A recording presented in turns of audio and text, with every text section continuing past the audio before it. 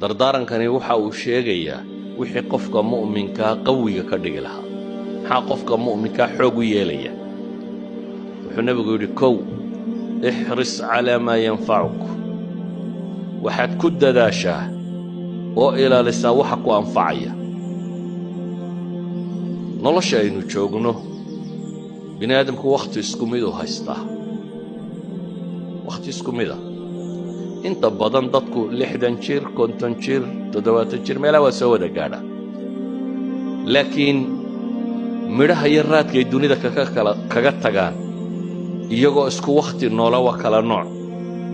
sababtay u kala noocyiinna waa masalada tan camalka bini aadamku qabtaa waa 3 qaybood mid ah inuu yahay qayb ku anfacaysa qayb wax tarta aakhiriya adduun manfacuun leh iyo inuu yahay qayb wax dhibta aakhiriya adduuma dhibaato kuugu jirto iyo inuu yahay qayb aan manfac iyo madarro toona lahayn laba inaad ka tagtaa markaa la rabaa midna qaadati wuxuu nabigu leeyahay ixras calaa maa yanfacuk waxaad ku dadaashaa waxa ku anfacaya wakhtigaaga iyo maalintaada iyo xooggaaga iyo cilmigaaga iyo aqoontaada iyo hantidaada iyo garaadkaaga iyo waxaad awood leedahay oo dhan waxaad ku isticmaashaa waxa ku anfaca taa macnaheedu waxa weeyaan waxaad ka tagtaa wixii ku dhibaya ka tag waxaad kaloo ka tagtaa waxaan macnaha samaynaynin dadka in badanoo ka midi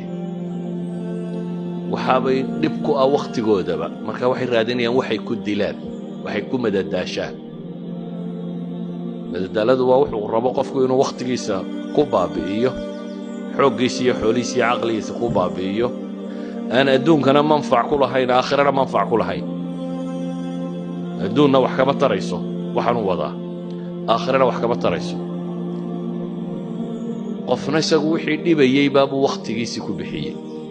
wax xaaraan oo aan diin ahaan ku bannaanayn oo caqiid ahaan bannaanayn oo ayuu ku bixiyey nabigu calayhi salaatu wasalaam markaa wuxuuna leeyahay ixris calaa maa yanfacuk ku dadaal waxa ku anfacaya bitacbiiri ahli alcasri waa waxay yidhahdaan kun muntijan aw kun iijaabiyan qof wax soo saar le ahaw qof wax tara ahaw qof wanaagga qabta noqo noloshaada maalintii waxaad qabanaysaa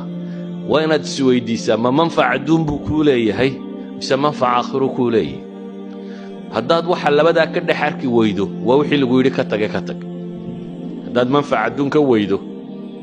ama manfac aakhiro ka weydo